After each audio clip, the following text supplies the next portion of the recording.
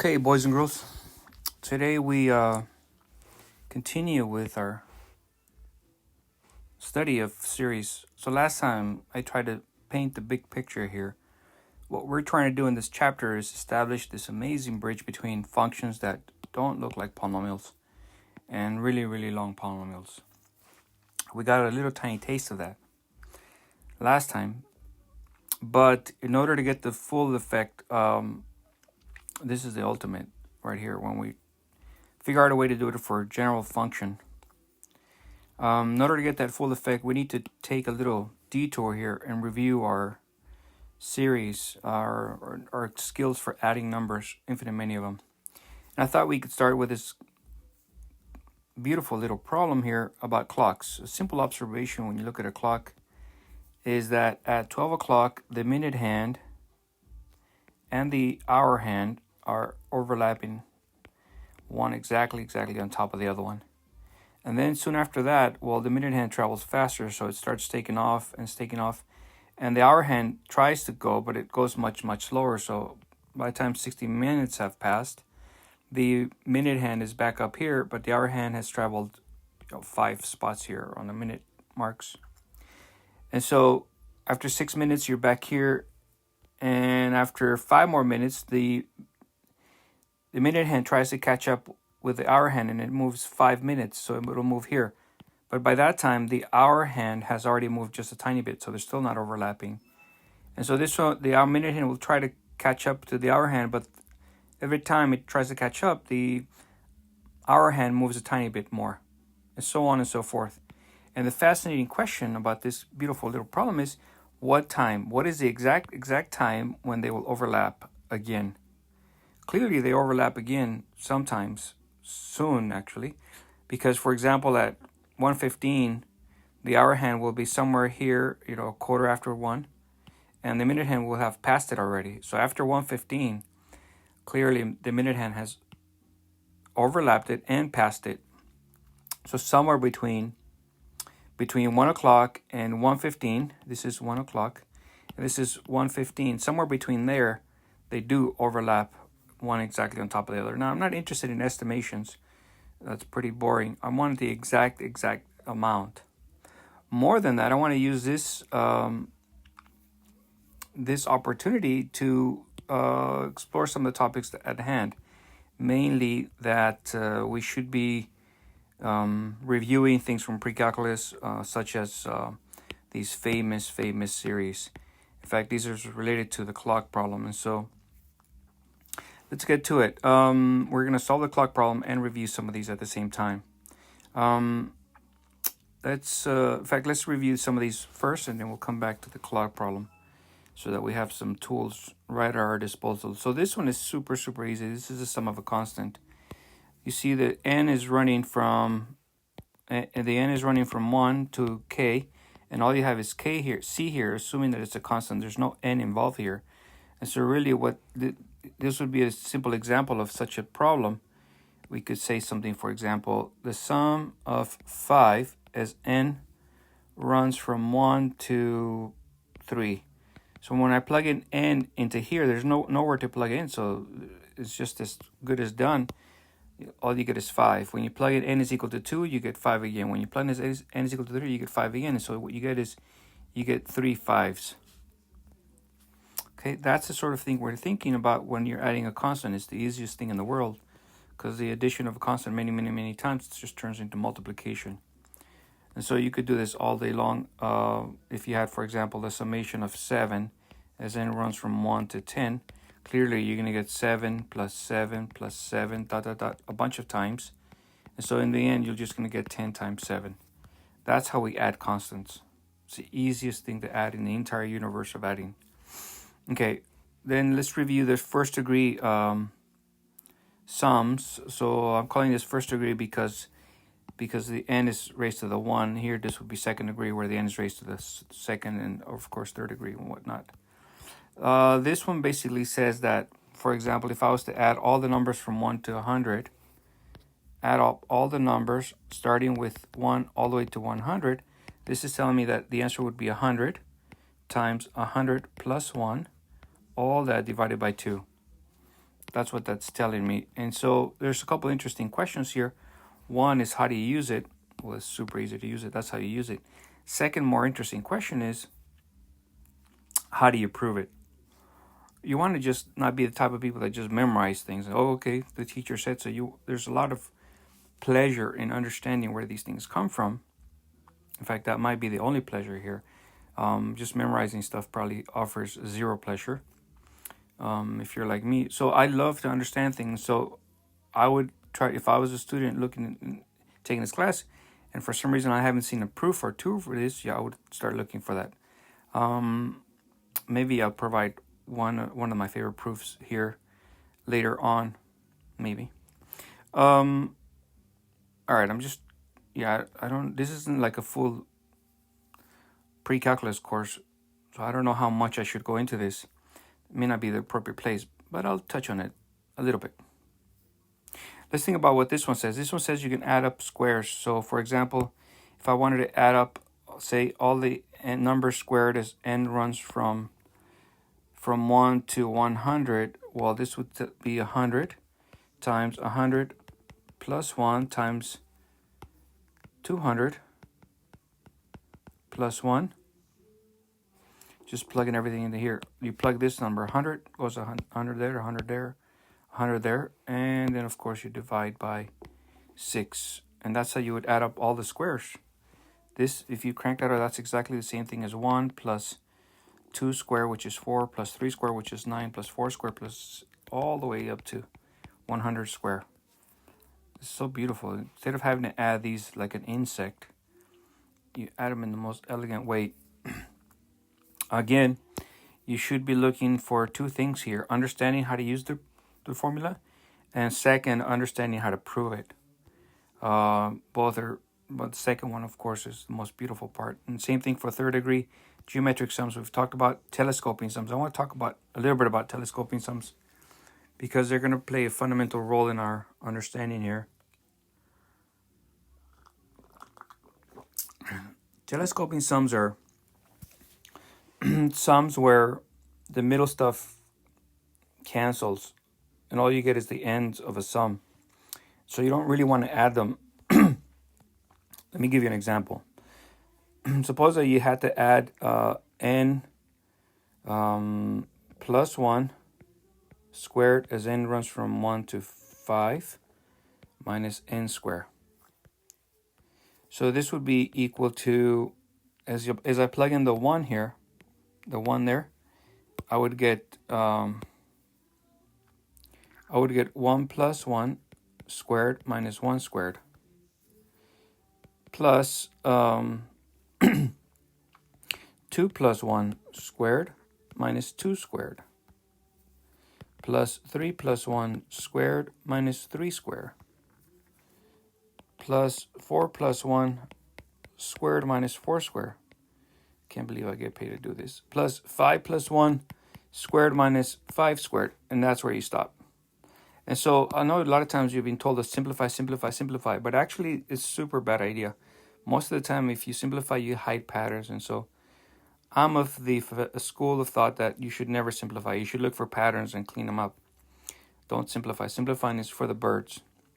If you want to be a pattern hider, go ahead and simplify. I don't want to be a pattern hider. Here's what I'm going to do. I'm going to try to leave it like this, as unsimplified as possible, and see if I can spot the pattern. Here's the first spotting of the pattern. Here I have a 2 squared, actually a minus 2 squared. And here I have a 2 squared. 1 plus 1 is 2. In fact, why even bother going to 2 squared? Oh, that's 4 minus 4. Why even bother simplifying that when I could just cancel these? Those 2 squares are going to go. I'm doing a dramatic pause. Moreover, look at this thing right here. You got minus 3 squared. That's minus 3 squared. And over here you have a positive 3 squared. Why bother going through 3 times 3 is 9. 3 times 3 is 9. I'm going to subtract it, then I'm going to add it. These can just cancel right away before even any computation occurs. And so on and so forth. And so almost everything here cancels. Let's even make it more explicit. The thing I'm observing here about the pattern. I have a 2 squared. I'll simplify a tiny bit, but not too much. And I'll have a 3 squared minus 2 squared I'm going through copying this piece right here. That's the 2, that's the 1, that's the 3, that's the 2. This would be a 4, this would be a 3, and so on and so forth. So this would be a 4 square minus a 3 square plus a 5 square minus a 4 square plus a 6 square minus a 5 square. That's what I have. Now, what is the stuff that's going to cancel? This will cancel with that. Even without computing it, I know they're going to cancel. So pretty much everything in the middle cancels. This is why it's called telescoping. All you have left is some stuff at the end and some stuff at the beginning. And so really this is equal to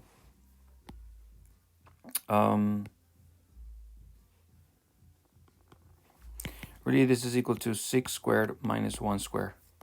So beautiful. That's called a telescoping sum. And it occurs a lot, or you can even if it doesn't occur, you can make it occur so that you can take advantage of how easy they are to add. All you do is write them out and you see the pattern here, and then you cancel whatever is being repeated with a positive and a negative. So beautiful and so elegant. This would be just the generic formula. Any kind of formula where you have the n plus 1 and then you have the previous term, or it could even be where they're off by 2.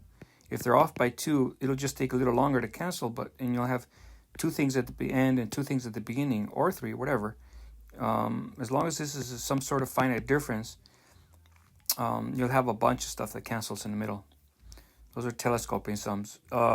If you've never seen them before, I highly recommend you dive more into this. In fact, you could use this one.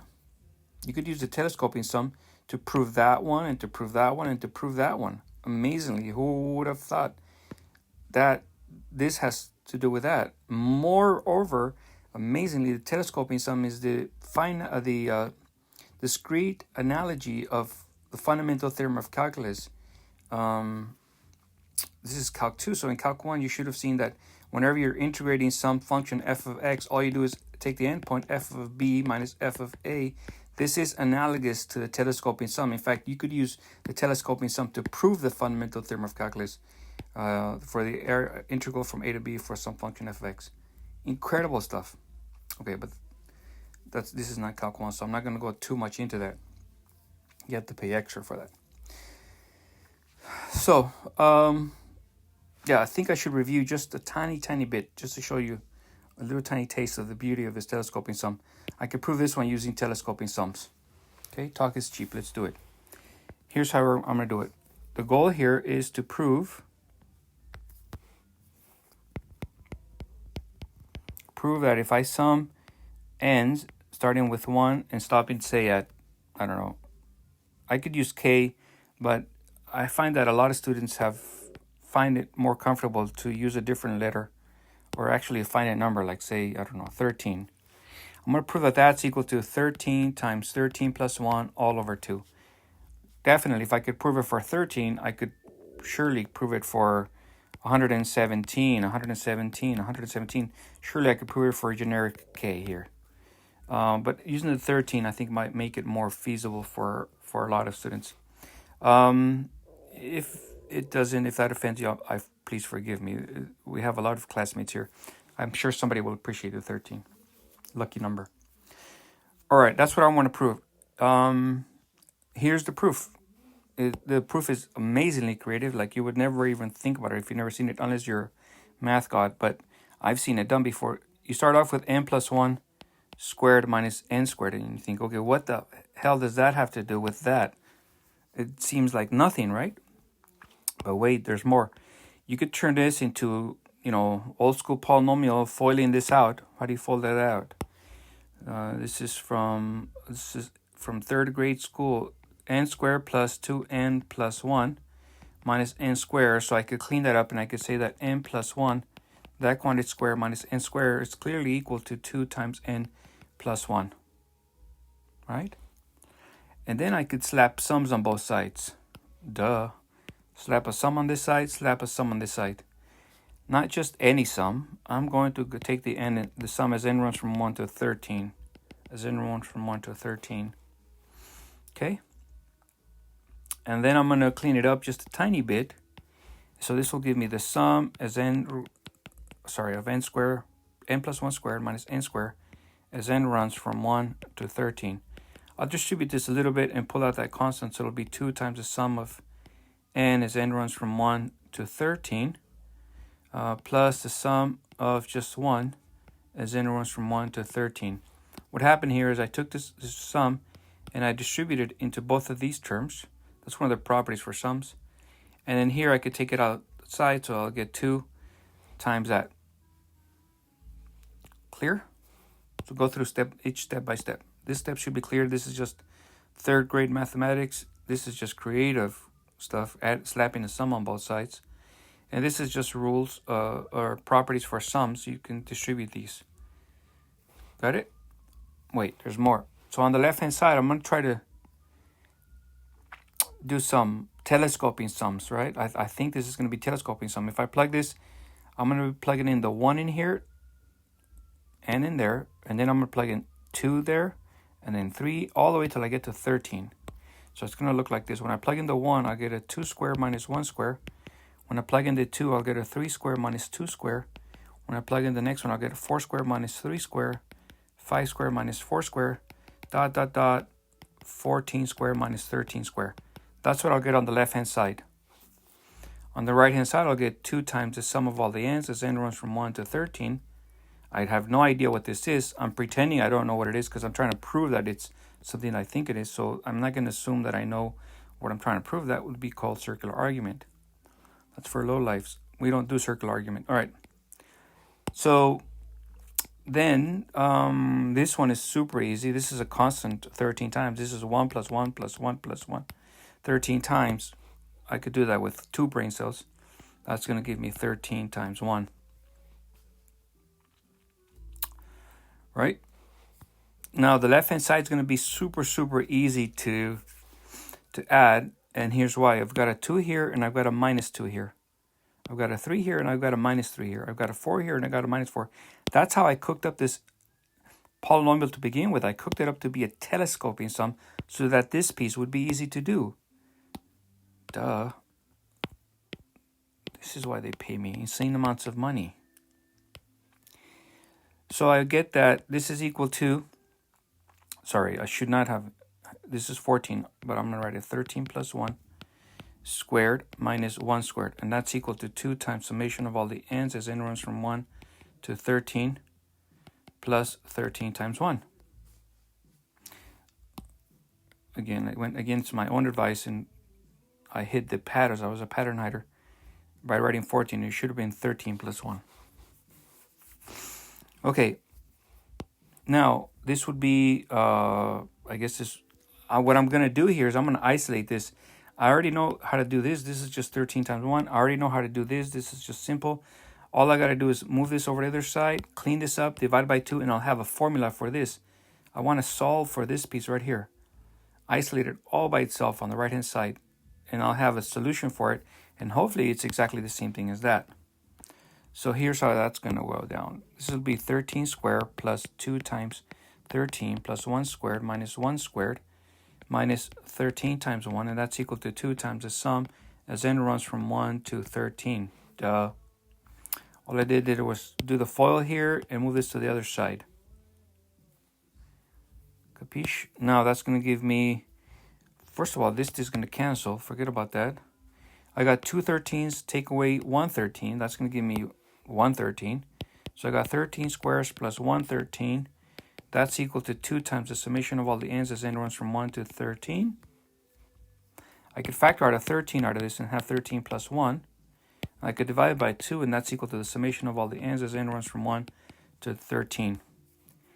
Yippee-ki-yay! That's why they pay me. So beautiful.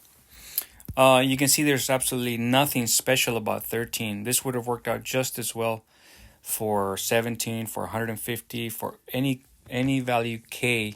I could have repeated the exact same argument. Well, k could have been here, k could have been here. The argument would have been identical. So this is a proof that the summation of all the n's as n runs from 1 to 13 is equal to this. Not only is it a proof, but it gives you a hint as to how to prove the other ones.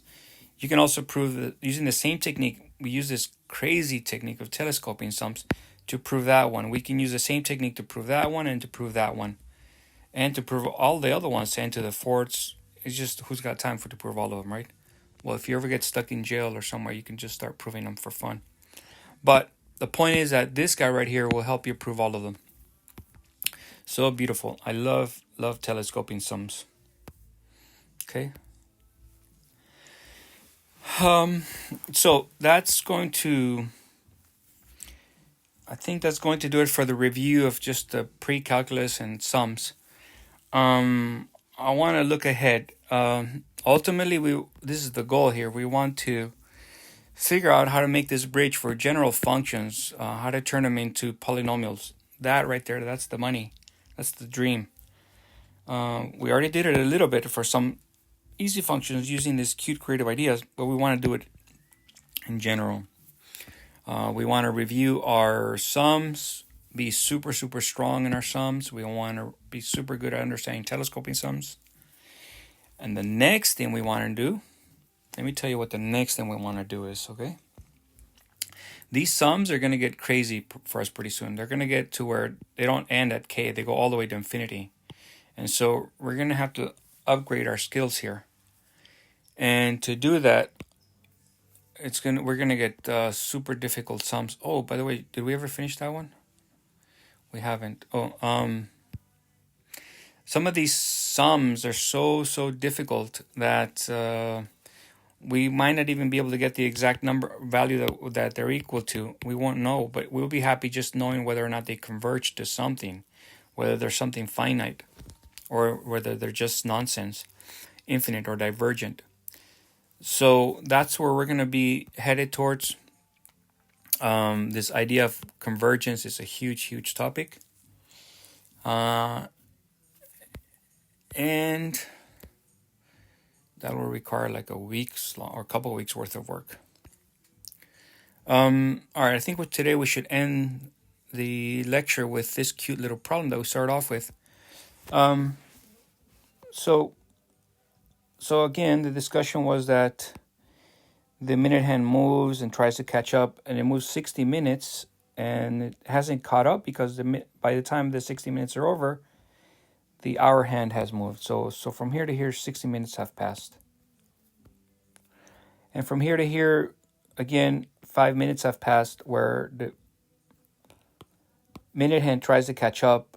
It goes 5 minutes forward, but by that time, the hour hand has moved a little bit. So 5 minutes have passed. So we know at least it's 65 minutes. But you keep on going, and then it's 5 over 12, and then another 5 over 12 squared, and so on and so forth.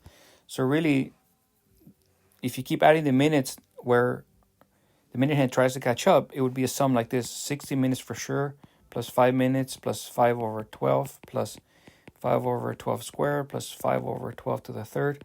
And so really what you get here is an infinite sum. That's what we've got here, an infinite series. I could factor out a 60, just because I know if you look at the famous sums here,